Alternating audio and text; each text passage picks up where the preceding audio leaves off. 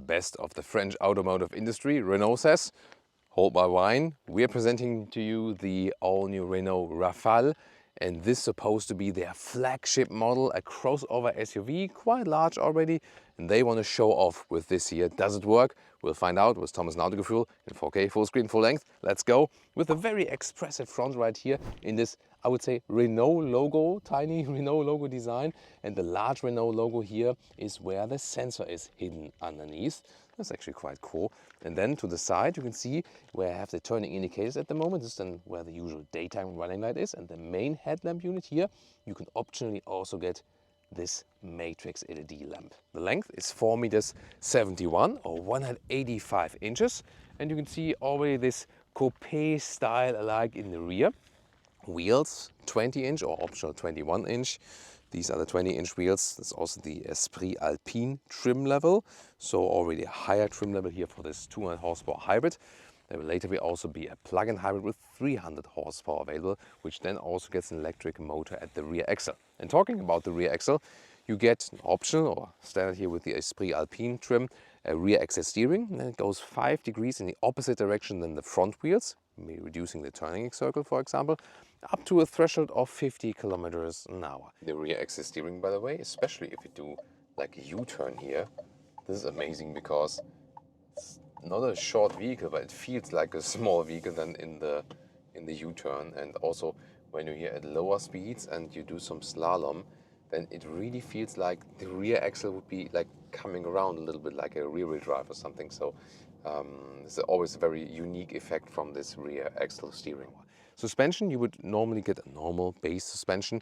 Only that plug-in hybrid exclusively gets an adaptive or an active suspension with a camera that looks ahead. In the rear, I also activate the turning indicator here, which has this really nice cascading effect. But the daytime running lights in red also look pretty cool actually when they're on. And this Rafale, or Rafale, you say in French Rafale, you don't speak the E, comes from a 1930s airplane they built. And this airplane is actually also present inside the vehicle. Here, Leah has found that for you. This is like an Easter egg, and this is in that Electrochrome panoramic roof at the very rear. So what I wonder is that they put this new flagship model and then they have this classic, very old school Renault key card. Would you like that? Tell me in the comments. Door closing sound. Yeah, that is actually really bad, honestly. So that sounds like there's no dampening at all, but there are also very cool things to come now, I can promise. Inside of the doors, top part, a soft touch. And then we have here in the Esprit Alpine trim, these beautiful colors here, French flag of course. And then that's very cool, a blue covering here on the inside of the door pockets. That's a great idea. And then we have the steering wheel, which has this mix of real buttons and more or less capacitive buttons. So it's really mixed, but I think it's overall okay. Digital instruments, so more detail that. And then these seats here. So you either get fabric seats in the Techno trim or this here, the Esprit Alpine trim. Then you have Alcantara seat. So here's the Alcantara on the inside. Outside, this is supposed to remind you of motorcycle protectors from the clothing. It's very interesting. It's a high-grade leatherette then. And the whole seat and the steering wheel, all the Renault cars that are coming up now and even the existing model portfolio by 2025, they are completely animal-free as for the materials. That is a consistent approach, less hurt to the animals and of course also better for the environment. So kudos for that. And then headroom here with 189, 6'2", still some headroom left. This is equipped with a panoramic roof. And this panoramic roof is an option, 1,500 euros. It's Electrochrome. So here you can actually put it transparent like that. You can also see this effect that you can stop in the middle. Here then it gets this shade. You can put half-half, for example, and continue then all the way through like this. So this is also a very exclusive feature where Renault tries to be more upmarket. Steering wheel goes in and out, up and down, smooth way. And I would say let's take a look at the cockpit. Last remark to the seating. It's actually quite firm. It's a very sporty seat. These are the electric controls, but overall, decent comfort. And then we have here this very interesting cockpit atmosphere, for example, with the slate decor here. So first time that's used in the car actually on the interior, you would alternatively also get a cork trim, for example. Then the glove box here, let's see, it's also smoothly dampened like that. The middle console is really large actually and has this huge thing where you can rest your hand on, or you can also use this as to slide this forward. This is an inductive charging pad for your smartphone. It's not cooled, however. Yeah, I'm not sure what is this inspired by. There's space underneath. Maybe this is a little bit too bulky, or what would you say? And the reason here behind this slidable middle rest is they thought, while driving, especially sometimes when you do something in the infotainment, then comes a bump and some, so that you rest your arm on here, like this, and then depending on how long your arm is, or if you want to have it here, or maybe then like this, or especially here to do something in the infotainment. So it's actually a help that while driving, you can be more static while controlling the infotainment system, and then you can adjust the length, like where you want to have your arm being rested on. That's the reason behind it. In the front, adaptive cup holders, 2 USB-C chargers, and then this is like a split armrest opening where you can put then all the clutter underneath. And then here we have the rather vertical screen in the middle. This is here Android Automotive based. Good decision. Let Google do its thing. It's inbuilt Google Maps, for example. At the same time, it also supports Apple CarPlay, as you can see it right here. And this is really nice. Look at that. Beautiful clicking sounds here, separate climate unit here also for the fan speed, that's good. And then, for example, to activate the steering wheel heating or seat heating is here. So everything actually straightforward. The driver POV looks like this. This is here, this multi-sense button. Then you can also change through the different driving modes here, for example, in sport mode in the digital instruments. And they also have different stylings for that one. Look at that. It is, let's say, progressive or avant-garde styling, so something creative for sure. And you can also get a head-up display. And then right next to the steering wheel, 1, 2, 3. So this is here the shifting lever. This is then for the wipers, and this is in here for volume and so on. I'm a friend of manual controls, but is this maybe a little bit too much? Rear seats, doors, hard pack here on the top, softer than here, once again with the contrast, and then a nice blue felt covering on the inside once again, I really like that. And the nice Alcantara seats we have here, also with this perforation here, blue shines through, Isofix outsides each, and on the front seat as well, Isofix by the way. And then I have a lot of legroom here left, so that's good use of the whole package. It's also decently comfortable here in the rear, and the headroom, although it's a coupe effect, yeah, there's still enough headroom here with 189 or 6'2", and they can also enjoy this panoramic roof from here. So actually quite nice and interesting also how here the middle seat has this integration of the head restraint, and then you can fold that whole thing down. Look at that. And then you have cup holders here and this massive middle console. You can even open that. 2 USB-C chargers, so this is like more executive character, and this is very interesting. Look at that. So this is in here like a smartphone holder. We can pull it out like this and like this forward, and then you can put like a tablet or a smartphone in here. I'm not sure though how. You can. Yeah, it's like this is this rubber lip, but I think with the case it's like not ideal. Yeah, like this. But I mean, yeah, I think yeah, iPad is maybe slimmer, but yeah, like this, it does work. It does work like that. So yeah, I mean, why not? So this is a very interesting. Listen to that.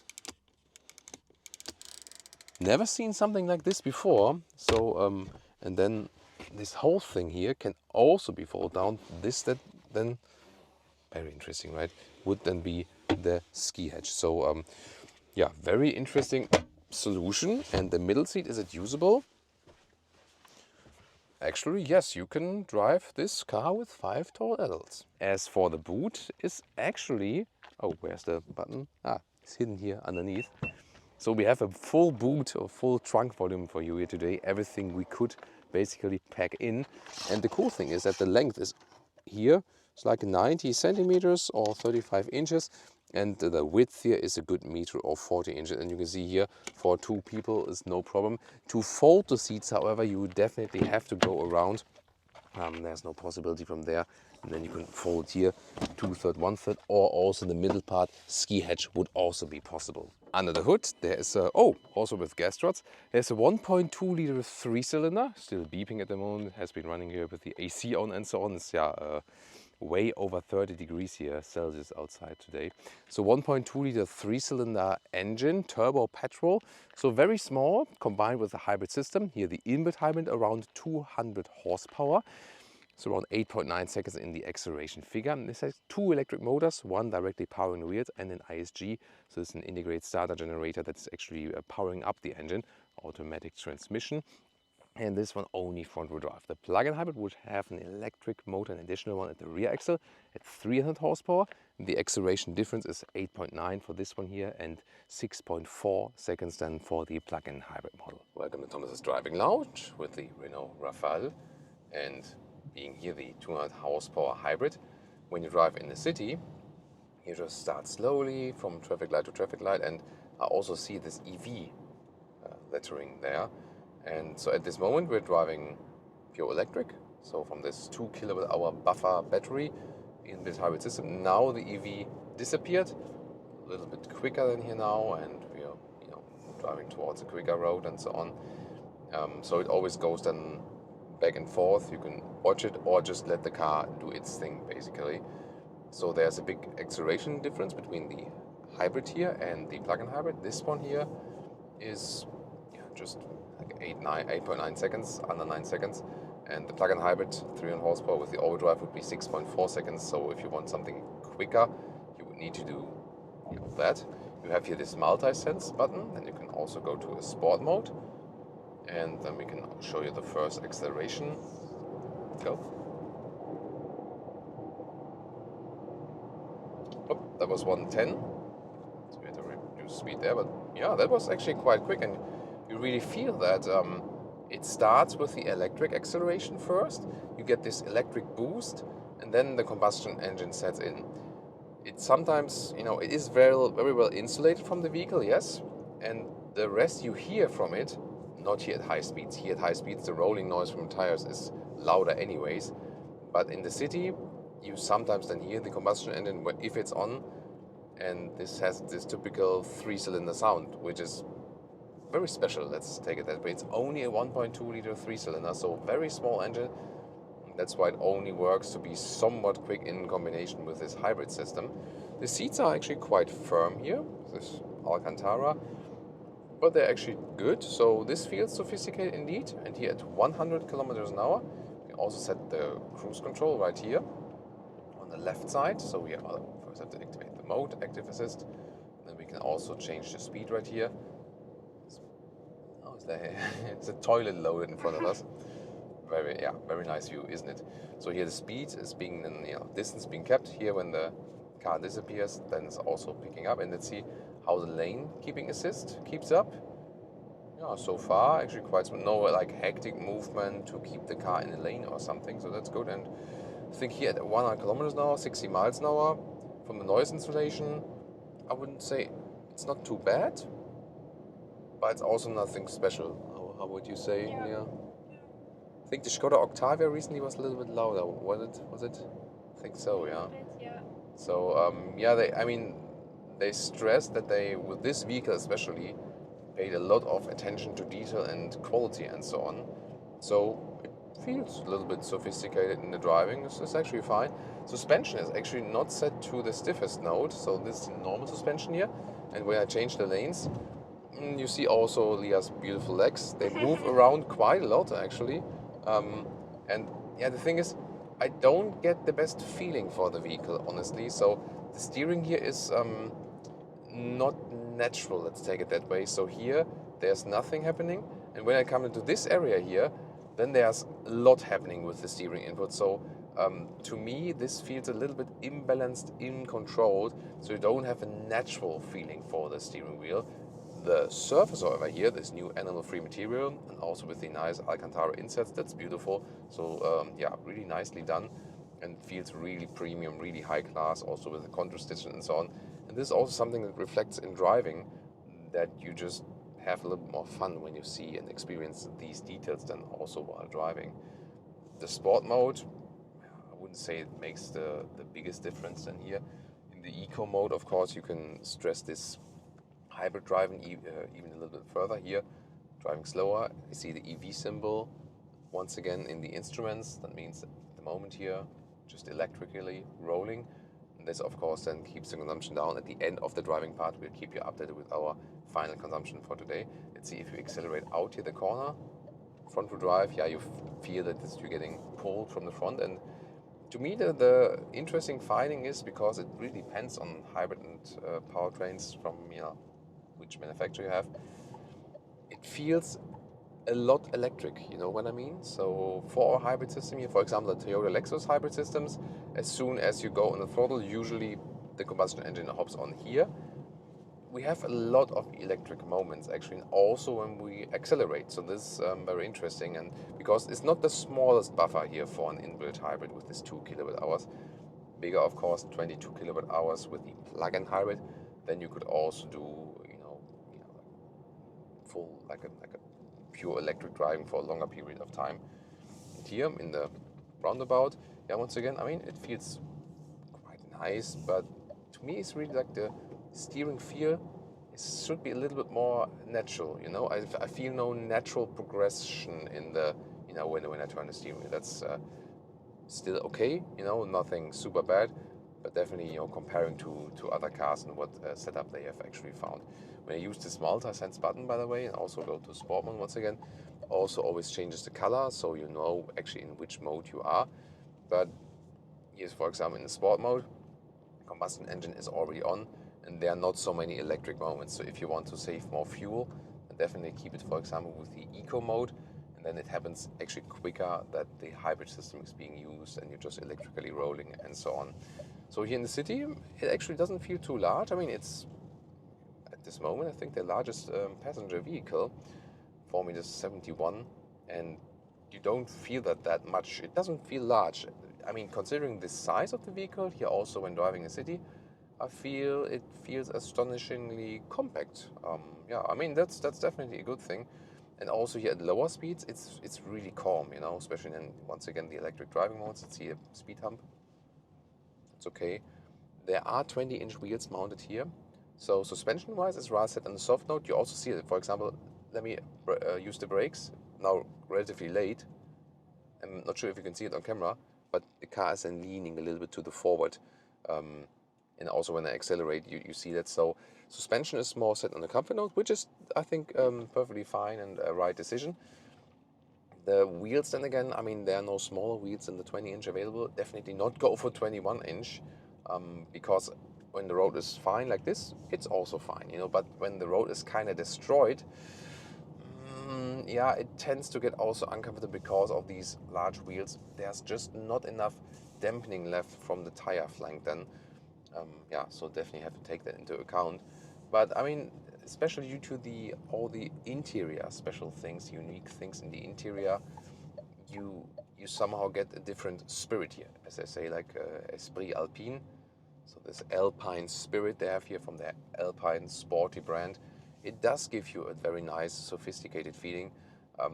Also here, this is done, I think, yeah, here, it's very, very special. This slate. I mean, slate is sometimes used, I mean, we have seen like in the restaurants where they serve on slate. It's very beautiful, like really heavy, but that's cool. And of course, like on houses, on the side or on the roof and something. First time it's used in the car. Different trim would be cork use actually. So I think nice new design ideas. And this is actually what I enjoy most about this vehicle, that I enjoy also these small details at the steering wheel and so on while driving. If this is here the best solution with this huge handrest, not sure about that from design solution, but the other solutions are really, really very nice. And yeah, most astonishing thing to me is that definitely that although it's their largest vehicle in the passenger segment, it kinda feels small and agile and easy to handle in the city. And then you can also make use, of course, of this hybrid drivetrain, because all the time we've been talking now here in city driving, that's why I'm also stressing city driving a little bit more here today, because like the big German cars, they're more like Autobahn, 200 kilometers an hour, 125 miles an hour. It's not the specialty of this vehicle here. but especially making use of this hybrid drive system, and that is working very well. And you see here, it's almost 1,000 kilometers or 600 miles of range left, you know, like 940 kilometers at the moment when the fuel is completely full. And that's of course very impressive considering it's like not a diesel with a large fuel tank or something, you know. So I really like that. Here, by the way, it also depends on the driving mode from the steering feedback. And interesting finding, here in the eco mode, everything is set to a soft mode. And usually I would prefer the sport mode for the steering input. However, since here everything is soft now, okay, that was a quote from Star Wars now, like, you know, that theatrical scene where like, oh, you know, I'm Anakin, I don't like sand, but here everything is soft. Terrible writing for that scene, definitely. Yeah, back to the car. So I found it better in the eco mode actually, because in the sport mode, they say, hey, let's give more feedback from the steering, but that happens at the outer part, and that is what's making it unnatural. So, interesting, I was right with the sport mode, but definitely the steering is better and more predictable in the eco mode or in the comfort mode. That's very interesting, isn't it? So, it's cool. Yeah, so and what I also want to do is, let me just stop here, because I want to do an acceleration like, you know, like from standstill, sport mode, 0 to 60.